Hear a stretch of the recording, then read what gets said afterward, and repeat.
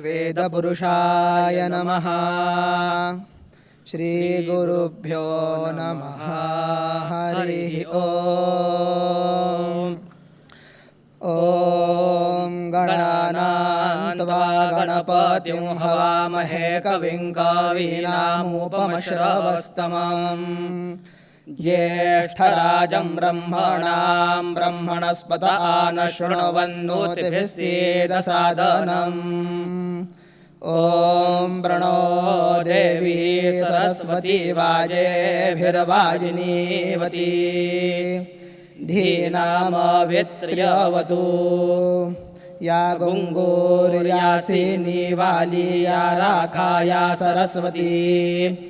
इंद्राणी महुव ऊतये वरुणानीं स्वस्तये। ॐ निशसीद गणपते गणेषु त्वामाहुर्विप्रथमं कवीनां। नरते त्वत्क्रियते किञ्चनारे महामरकं मघवं चित्रमर्चा। ॐ शान्ता पृथिवी शिवमन्तरिक्षं द्यौर्नो देव्यभयन्नोऽस्तु। शिवादिशः प्रदिश उद्दिशो न आपो विद्युतः परिपान्तु। सर्वतः शान्तिः शान्तिः शान्तिः। हरिः ओम्। ओम जितेन्द्रिय गणाग्रणीरभिरतः परे ब्रह्मणि कलौ श्रुतिपथा वनेत्रितनयोवतीर्ण स्वयं। करात्तसुखमण्डलुः कुमतखण्डने दण्डभृत् पद प्रणतवत्सलो जयति वासुदेवो यतिः। शङ्करं शङ्कराचार्यं केशवं बादरायणं सूत्रभाष्यकृतौ वन्दे भगवन्तौ पुनः पुनः।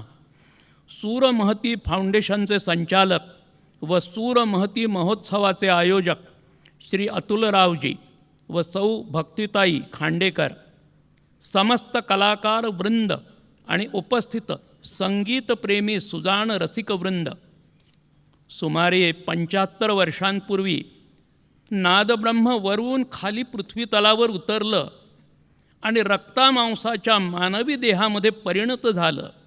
त्याच डॉक्टर सौभाग्यवती वीणाताई सहस्रबुद्धे, संगीताचा गाढा व्यासंग करणाऱ्या महान विदुषी, शिष्य शिष्यणींना राग संगीताचं रहस्यमयी मंत्र देणाऱ्या असामान्य ऋषिका आणि रसपूर्ण अशा कलाविष्काराने श्रोत्यांच्या कानामनात मधुर स्वरांच्या रूपाने चिरंतन वास करणाऱ्या प्रतिभासंपन्न अभिजात रागसंगीताच्या गायिका, सारच कसा अलौकिक, अद्भुत आणि अजोड, मंत्रमुग्ध करणारं स्वरांच्या या सरस्वतीला, कलेच्या या शारदेला माझी भावपूर्ण आदरांजली.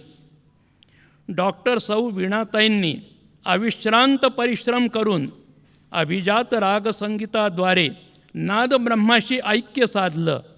त्या संगीताविषयी, या नादब्रह्माविषयी आपले प्राचीन ग्रंथ आणि पूर्वसूरी काय म्हणतात ते थोडक्यात पाहू.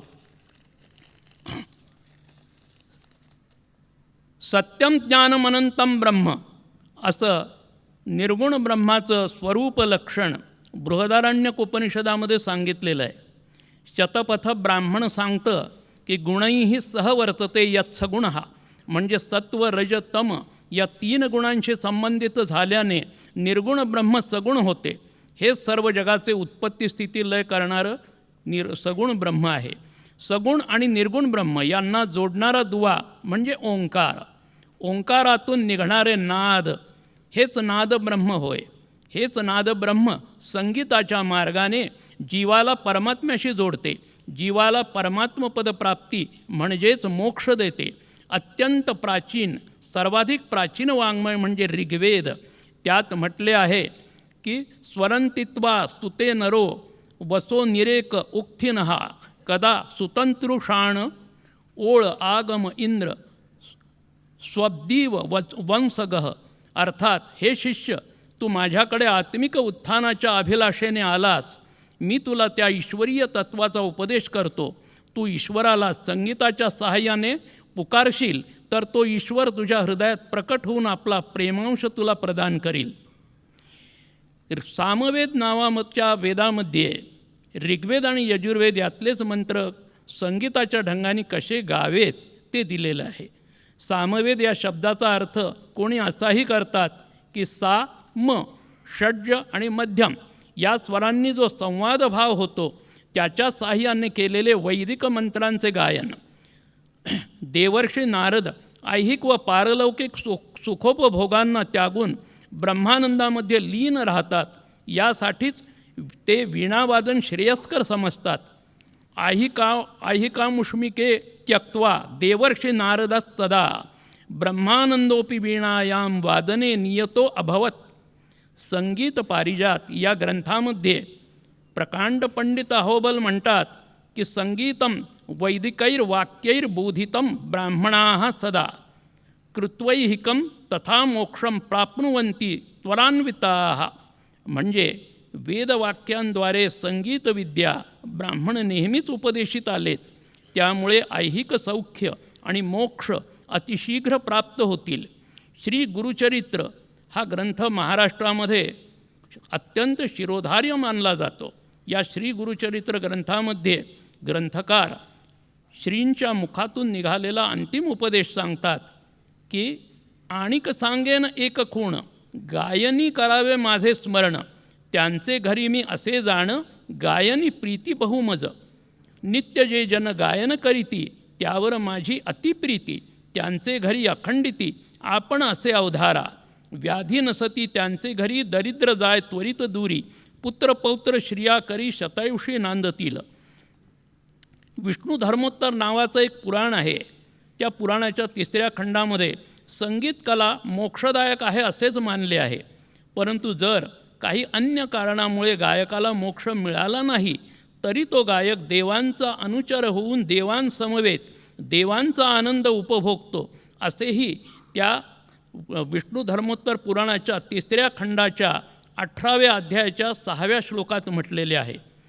आणि भगवान विष्णूंनी नारदाला सांगितलेलं वचन तर सुप्रसिद्धच आहे की नाहम वसामी वैकुंठे योगिनां हृदये तथा मद्भक्ता यत्र गायंती तत्र तिष्ठामि नारद.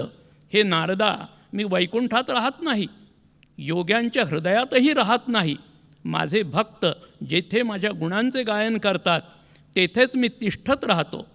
संगीत कलेचे असे महत्त्व आहे. म्हणूनच समर्थ रामदास स्वामी म्हणतात की धन्यते गायनी कळा. इसवी सनाच्या 13व्या शतकात शारंगदेव पंडित यांनी संगीत रत्नाकर या ग्रंथाच्या स्वरगताध्यायाच्या 30व्या श्लोकात म्हटले आहे की तस्य गीतस्य माहात्म्यम के प्रशंसितु मीशते धर्मार्थ काम मोक्षाणाम इदमेवैक साधनम. म्हणजे त्या गीताचे महात्म्य कोण वर्णू शकतो जे गीत धर्म अर्थ काम आणि मोक्ष देणारे आहे. थोडक्यात काय तर संगीत हे चतुर्विध पुरुषार्थ देणारे आणि विशेषत मोक्ष हा दुर्मिळ पुरुषार्थ देणारे आहे असंच आपल्याकडे संगीताच्या ग्रंथांमध्ये आणि जुन्या इतर ग्रंथांमध्ये ऋग्वेदासारख्या ग्रंथांमध्ये मानलेलं आहे. संगीत हे अशा प्रकारे परमार्थाचं एकमेव साधन मानले गेल्यामुळेच अनेक साधुसंत संगीतज्ञही होते असे आढळून येते. उदाहरणार्थ तानसेनचे गुरु स्वामी हरिदासजी हे मोठे वैष्णव संत होते. राजस्थानच्या साध्वी मीराबाई ह्या अत्यंत मोठ्या संगीतकार होत्या. त्यांच्या नावाने मीरा मल्हार प्रसिद्ध आहे. हिंदी साहित्यामध्ये सूरदासजींचं नाव फार मोठं आहे. त्यांच्या नावाने सूरदासी मल्हार प्रसिद्ध आहे. आणि नरसिंह मेहता हे गुजरातमध्ये होऊन गेलेले सत्पुरुष, त्यांनी केदार राग आळवला की त्यांच्यापुढे भगवान विष्णू प्रगट होत असत कृष्णाच्या रूपात. दक्षिण भारतामध्ये पुरंदरदासजी आणि त्यागराजजी या नावाचे फार मोठे संगीतज्ञ होऊन गेले. ते दोघंही संत सत्पुरुष होते. काशीमध्ये एक बुढे रामदास या नावाचे संत होऊन गेले. त्या संतांच्या नावाने रामदासी मल्हार नावाचा राग प्रचलित आहे.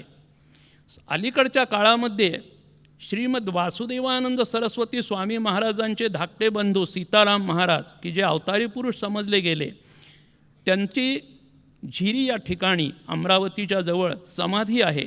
ते सीताराम महाराज स्वतः संगीतकार होते आणि टेंबेस्वामी महाराजांच्या अनेक पदांना त्यांनी चाली लावलेल्या आहेत, त्या आजही जशाच्या तशा टिकवून ठेवण्यात आलेल्या आहेत.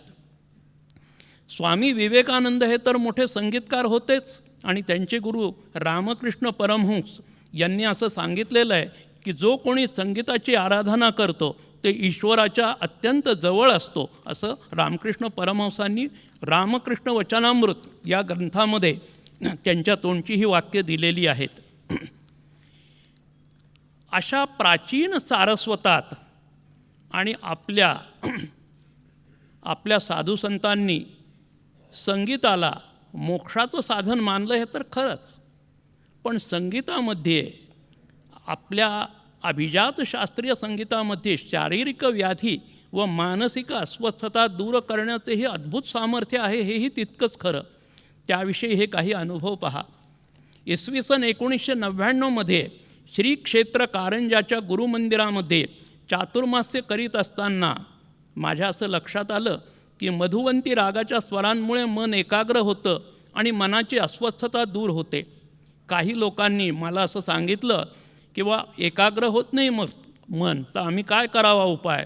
तेव्हा मी त्यांना असं सांगितलं की मधुवंती रागाचा बडा ख्याल आणि छोटा ख्याल कॅसेटवर घ्या आणि तुम्ही ते ऐका. ऐकल्यावर तुमच्या मनाची एकाग्रतेची शक्ती वाढेल, उद्विग्नता दूर होईल. आणि असे अनुभव त्यावेळी 1999 साली कारंजामध्ये अनेक लोकांना आले. त्याच वर्षी पुण्याच्या सिंहगड रस्त्यावर माणिकबाग एरियामध्ये राहत असताना एक अभिनव प्रयोग मी केला. शास्त्रीय संगीत अजिबातच न उमजणारा एक पुरुष आणि एक स्त्री यांना माझ्यासमोर 15 मिनिटं बसवलं आणि त्यांना सांगितलं की मी नुसते स्वर काढतो, स्वर लावतो, त्यात कोणतेही शब्द नसतील आणि 15-20 मिनिटांनंतर तुम्ही मला सांगा की तुम्हाला काय अनुभव आले.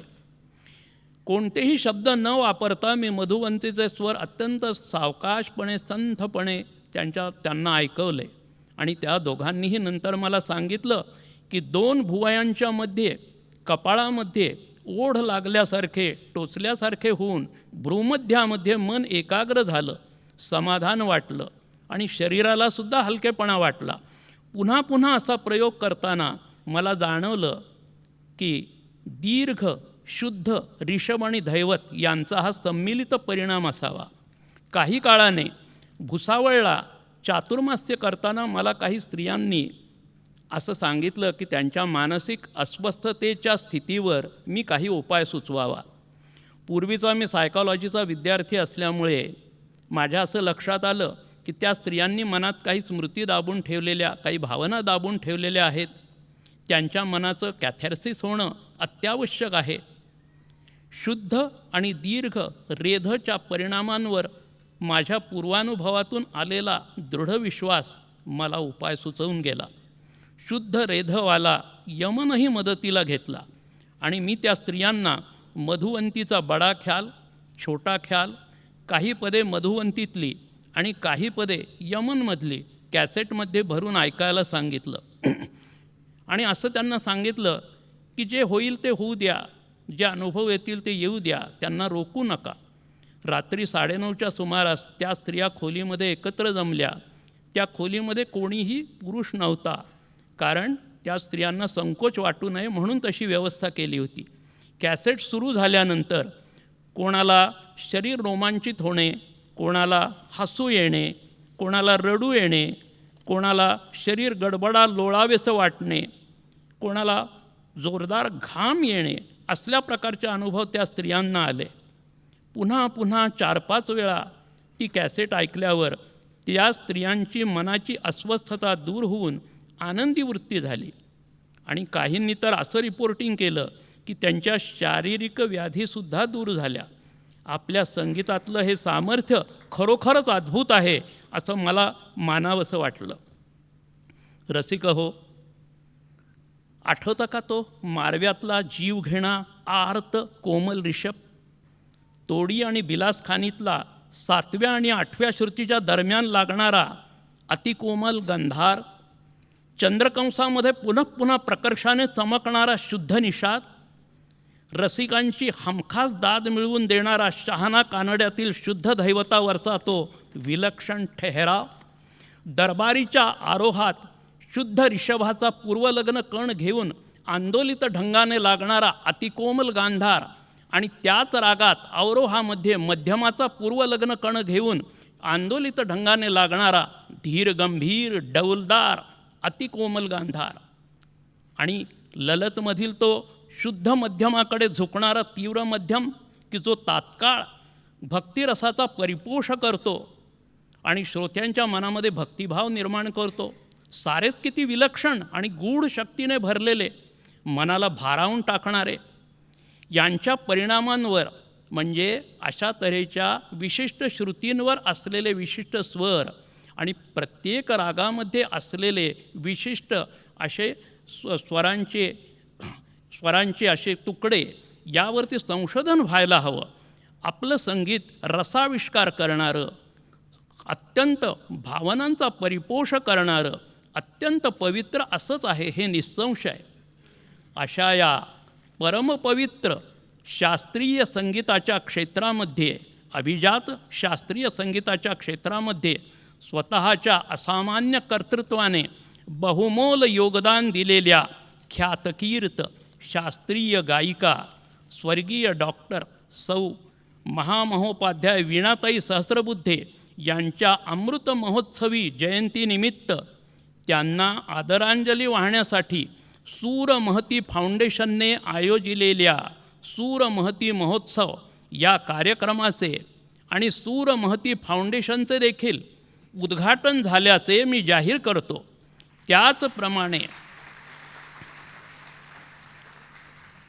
त्याचप्रमाणे सूरमहती फाउंडेशनच्या तर्फे होणाऱ्या सांगीतिक व सामाजिक क्षेत्रातील प्रयत्नांना आणि अशा प्रयत्नांशी संबंधित असणाऱ्या सर्वांनाच मी नारायण स्मरणपूर्वक खूप खूप शुभेच्छा आणि अनेक शुभ आशीर्वाद देत आहे. सूरमहतीचे सर्व कार्यक्रम हे जगामध्ये कीर्ती मिळवून देणारे होत आणि संगीताची उत्कृष्ट सेवा करणारे होत. सूरमहती फाउंडेशन आणि त्यांचे संचालक मंडळ आणि त्यांनी आयोजिलेल्या कार्यक्रमांना उत्तम सुयश लाभो, उत्तुंग दिगंत कीर्ती लाभो, त्यांची उत्तरोत्तर सर्वंकष उन्नती आणि भरभराट हो, अशी भगवत पूज्यपाद आद्य जगद्गुरू श्री शंकराचार्य आणि भगवान दत्तात्रेय यांचे चरणी मी प्रार्थना करतो. नारायण नारायण नारायण.